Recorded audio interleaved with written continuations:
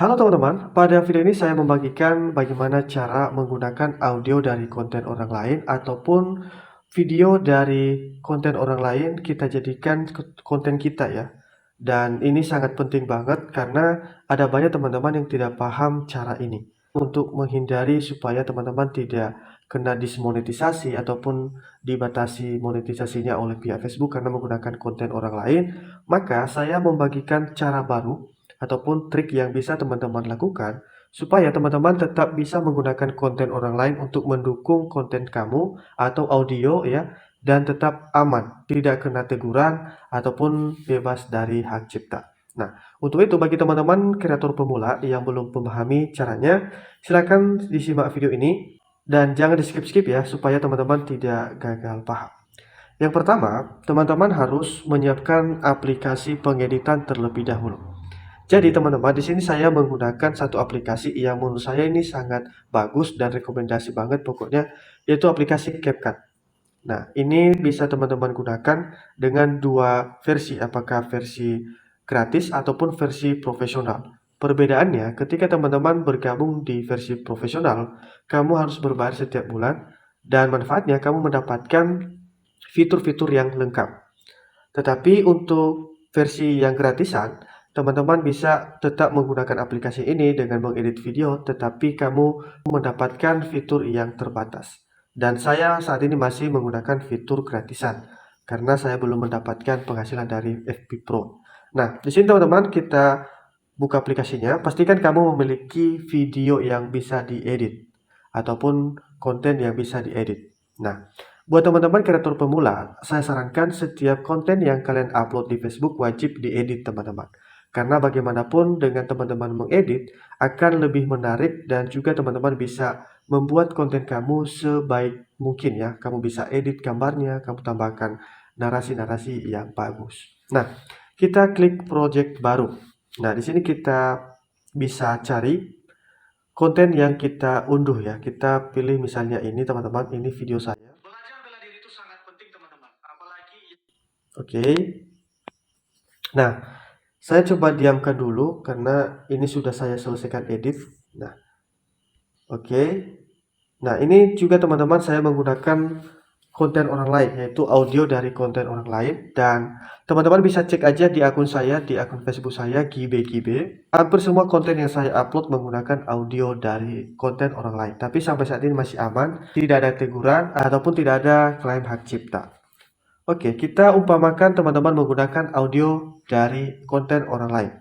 Nah, misalnya ini ada audio yang telah saya unduh dari aplikasi sebelah. Sini kita pilih suara. Nah, ini kita cari di perangkat. Nah, ini dia teman-teman. Oke, misalnya seperti ini ya. Nah, ini kan suara tertawa ya, dan tentunya saya dapatkan ini dari konten orang lain. Tidak mungkin saya buat sendiri. Oke, kita tambahkan. Nah, ini untuk audio ya. Nah, pastikan teman-teman jangan menyimpan ataupun menempel 100% tidak ada perubahan sama sekali. Ini kan utuh ya teman-teman. Dari menit pertama sampai akhir tidak ada perombakan sedikit pun.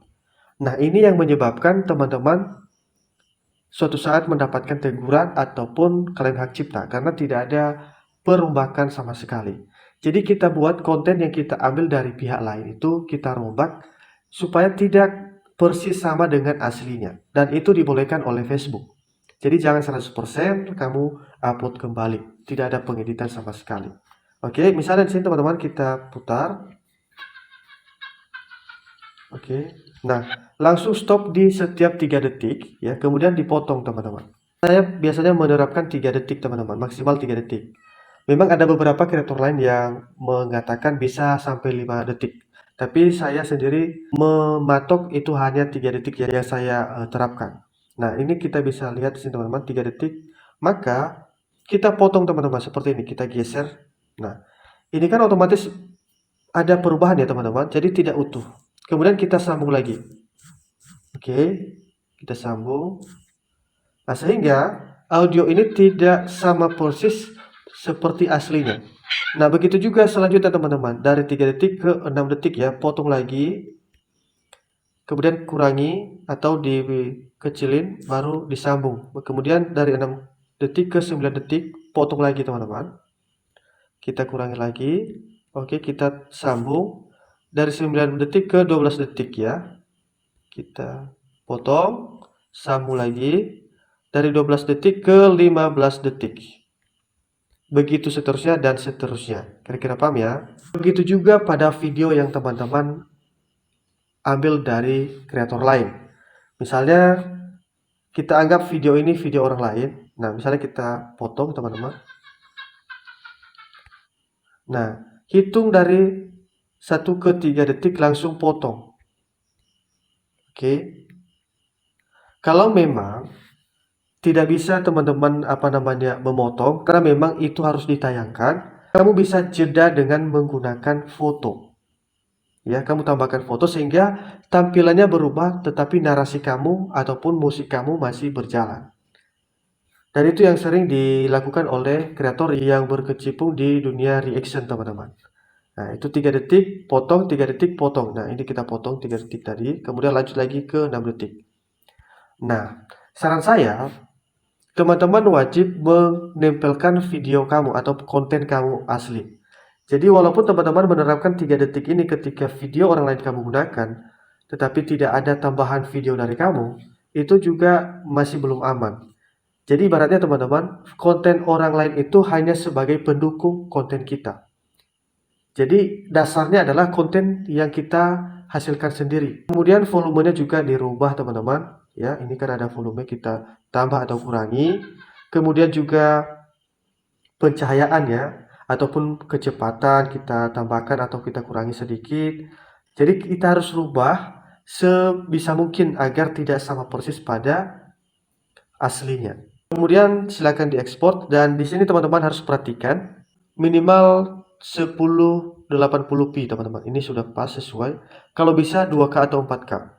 Ini yang disarankan oleh Facebook supaya nanti hasilnya ketika diupload di Facebook itu lebih jernih teman-teman. Dan tentunya akan memberikan kesan yang baik, yang menarik bagi penonton. Jadi seperti itu teman-teman, cara untuk menghindari peteguran karena kita menggunakan konten online ataupun menghindari klaim hak cipta. Atau ada tambahan lagi dari kalian, bisa cantumkan di kolom komentar video ini.